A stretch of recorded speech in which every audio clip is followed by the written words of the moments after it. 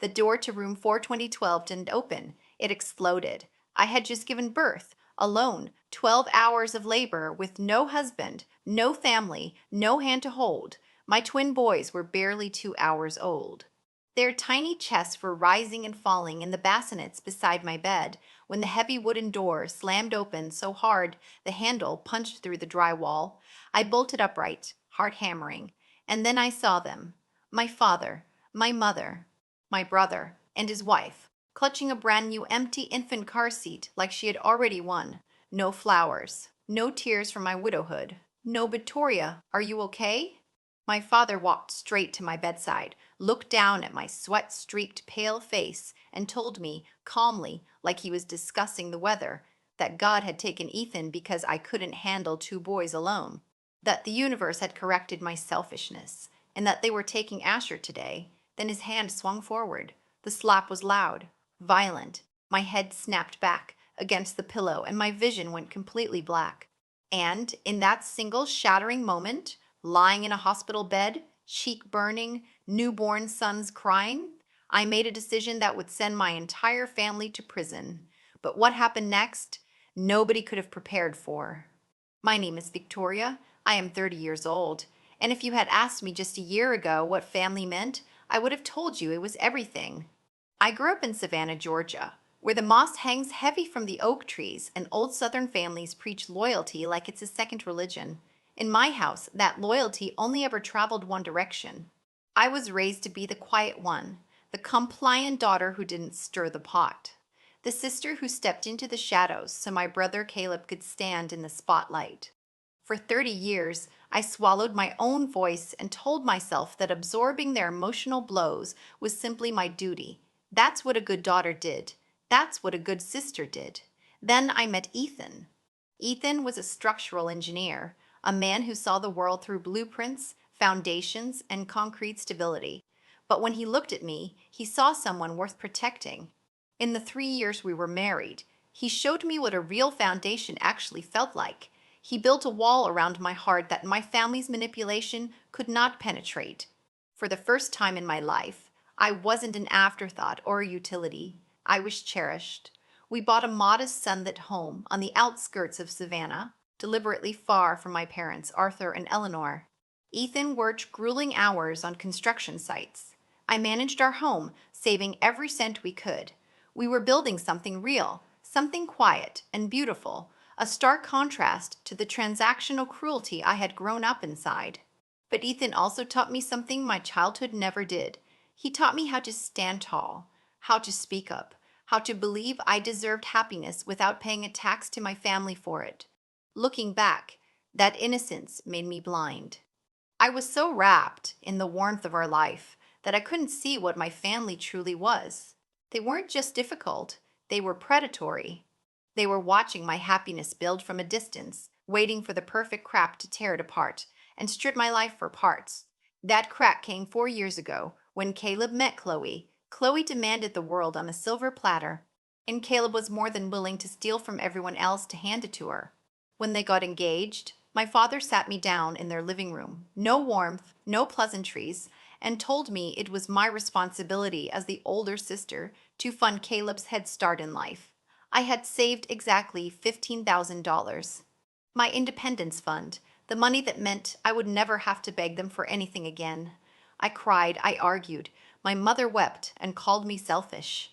My father threatened to disown me, to tell the entire extended family I was a cold, ungrateful daughter. I cracked. I transferred every single dollar to Caleb's account, and at his wedding, I watched them pop expensive champagne. Neither Caleb nor Chloe looked my way once to say thank you. Stay with me, because what I am about to tell you will leave you speechless. 2 years into Caleb and Chloe's marriage, the doctors delivered a verdict that shattered everything. After dozens of specialist appointments and tests, they confirmed it. Chloe had severe, irreversible complications. She was completely infertile. The news broke something inside her. Her grief curdled quickly into a bitter, toxic obsession. She couldn't be in the same room as a pregnant woman. My parents adopted her madness entirely. The whole household revolved around Chloe's tragedy, and Caleb milked the situation for every drop of sympathy and financial handout he could extract. Then, Ethan and I found out I was pregnant, not with one baby, with twins, two boys.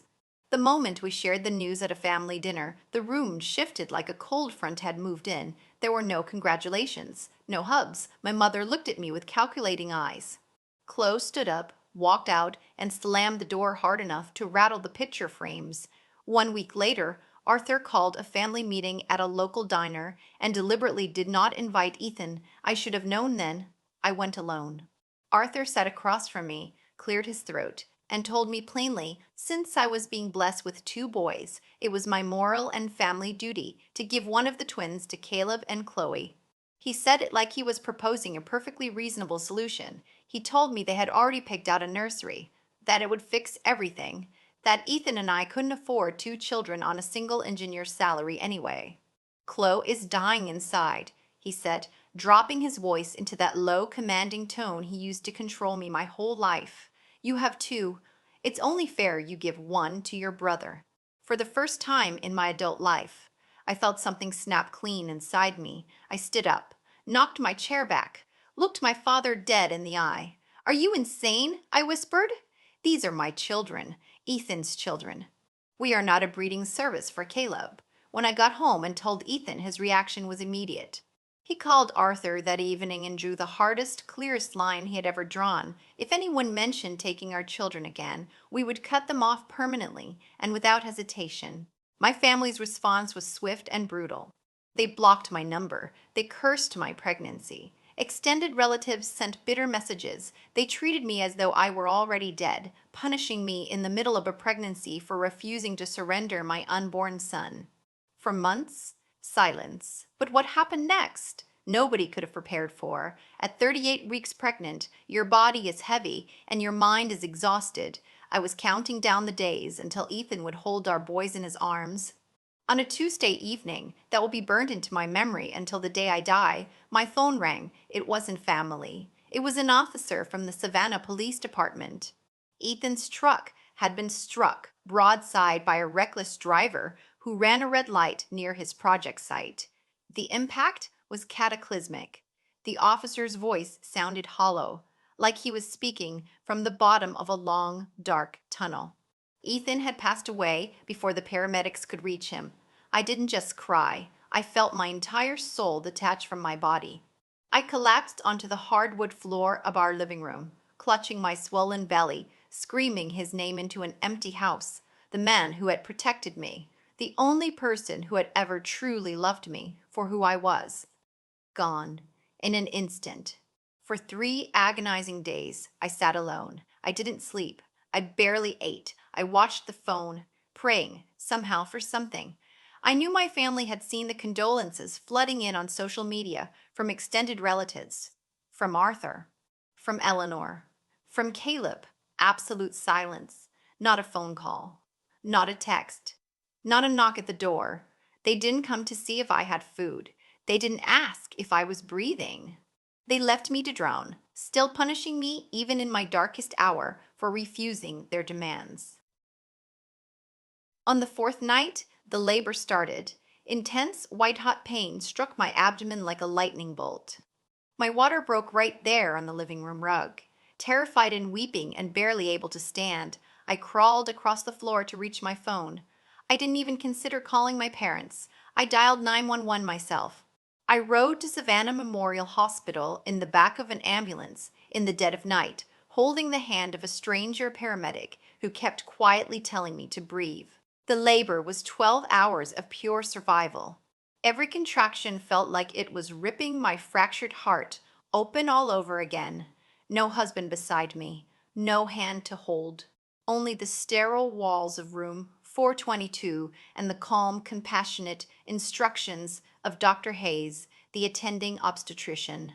At 6:14 in the morning, through sheer survival instinct and a desperate desire to protect everything Ethan had left behind, I gave birth to 2 beautiful, healthy boys, Asher and Silas. When the nurses placed them on my chest, I wept tears of exhaustion and relief so pure it was almost unbearable. They had Ethan's dark hair. They were absolutely perfect. For one brief aching moment, the pain of his absence softened just slightly against the warmth of their breath on my skin. The nurses settled them into two small bassinets right beside my bed. I drifted into a medicated half sleep. And then the door exploded open. At that exact moment, I finally understood that this had never been about grief. It had always been about ownership. My father walked straight to my bedside. His face held no empathy, not for my widowhood, not for the labor I had just survived alone, not for the newborns still in their bassinets. God took Ethan because he knew you couldn't handle two boys alone, Victoria, Arthur said coldly, his eyes sliding toward the bassinets. It's a sign. The universe has corrected your selfishness. We are taking Asher today. Caleb and Chloe are going to raise him. You will sign temporary guardianship papers before you are discharged. It is settled. I stared at him, completely paralyzed by the sheer, unfathomable cruelty of his words. Get out, I choked. Get away from my children. I lunged from the blankets and threw my body across the bassinets, clutching my newborn sons to my chest. Arthur's face darkened. His hand swung forward. The slap cracked across my left cheek, violent, loud, and my head snapped back against the pillow, vision black, the entire room tilting. Taking advantage of my disorientation, Caleb pushed forward and reached into the bassinets, grabbing Silas by mistake, tearing my screaming newborn son away from me. And that is when something inside me dissolved completely.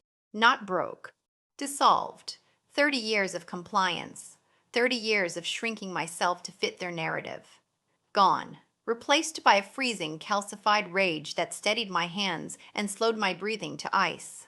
I looked at my father's arrogant, unblinking glare, at my mother's cold indifference as she watched her daughter get struck, at Caleb's cowardly posture, holding a screaming infant he had stolen from a postpartum widow. I did not scream. I did not beg.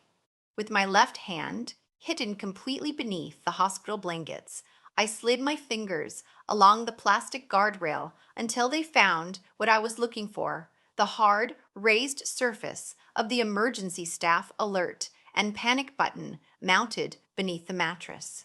I pressed my thumb down with everything I had left, and I held it. I knew exactly what that button did. Holding it down didn't just flash a light at the nurse's station. It opened a live audio intercom line directly into room 420 so floor coordinators could assess a patient crisis in real time. I looked my father dead in the eye. Say it again, Arthur, I said, deliberately raising my voice so the microphone would capture every syllable. Tell me again how you and Caleb are going to force me to surrender my son Silas, just because Ethan died 4 days ago. Tell me how striking your freshly delivered daughter gives you the right to kidnap my baby. Arthur's arrogance made him completely blind to the trap. It isn't kidnapping when it's family, you ungrateful girl, he bellowed, stepping directly into the acoustic range of the wall panel. We are taking this child. And if you say one word to anyone, I will make sure you never see a dime of help from us again. Caleb, put the boy in the carrier. We are leaving. The green indicator light on the wall intercom blinked rapidly. 90 seconds of silence passed. Then, the door to room 426 didn't open. It slammed against the wall with tremendous force. Dr. Hayes charged in, flanked by 3 hospital security guards. Behind them, the on-duty police detail, led by Officer Reynolds, a stern veteran officer, flooded the room, hands resting firmly on their belts. Step away from the bassinets. Drop the child. Now? Arthur's face drained of color in an instant. Caleb froze, trembling. And then, in a single act of pure cowardice, my father shoved Chloe forward as a human shield and bolted for the emergency stairwell. Caleb dropped Silas back into the bassinet and ran right behind him. They left their wives without a single backward glance. Officer Reynolds pinned Eleanor and Chloe against the wall. Steel handcuffs clicked onto their wrists. You are under arrest for conspiracy to commit kidnapping, criminal trespass, and felony child endangerment, Chloe screamed. Eleanor wept, begging the officers to recognize the family name. The empty infant car seat skidded across the linoleum floor. Dr. Hayes rushed to my side, her face pale as she examined my cheek, already swelling purple where my father's hand had landed. She called immediately for a forensic photography kit, meticulously documenting the assault to build an unassailable medical record. I did not cry. I looked at Officer Reynolds and gave a full, recorded, comprehensive statement. The $15,000, the demands for my unborn children, the years of financial extraction, and the physical assault that had occurred in this room minutes ago, all of it in precise, deliberate detail. The trap had been sprung, and it had destroyed them completely. Within 10 days, Arthur and Kayla were tracked down by state investigators, hiding in a run-down motel 50 miles outside Savannah. They were arrested without bail. Because the crime had occurred inside a medical facility against a postpartum patient involving the attempted abduction of a newborn, the state of Georgia took over prosecution entirely, elevating every charge to state-level felonies. The trial was swift and brutal. I delivered my testimony via secure video link from the safety of Ethan's home office. I looked into the camera and laid out their cruelty methodically, and the hospital's live intercom recording did the rest. My father's own words, captured in real time, dismantled every defense his attorney attempted to build. The verdict came back guilty on all counts.